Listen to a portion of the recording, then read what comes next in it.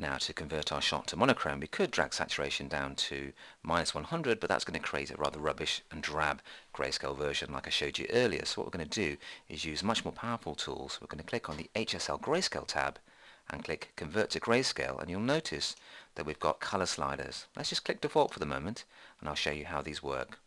If we tick Preview to see the original shot, you can see we've got some yellow or orange colored grass there. So what I can do is go to Oranges, drag that to the right, and you can see it's lightening up those colors in the shot. Let's just go to Preview again, and you can see the boat in the background is red. So what I'm going to do is darken the reds by taking this down to around about -50, and you can see the boat is getting darker. And that's a cool way of lightening or darkening specific parts of the shot to bring out special features that you want to actually emphasize. So that's taking us towards the version that we want, but there's a much more accurate tool that enables us to target specific areas and tweak them with precision.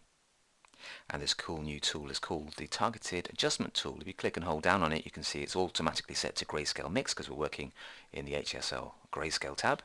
And what you can do with that tool is click on a specific color and drag left or right to lighten or darken that particular color. For example, go to a darker patch of soil, click and drag to the left, and you can see it's tweaking the yellows because it's predominantly yellow this area, and also some of the reds to darken this area. So if we tweak that down, you can see around about there, helps us darken the soil and some of the boat as well. To lighten the sea, you just click and drag. Instead of having to work out whether it's aqua or blue, simply click and drag to the left to darken, and you can see the aquas and blues are sliding to the left automatically. You can try some of the different colors and tones there just to make sure that you've got all of the sea and darkened that slightly.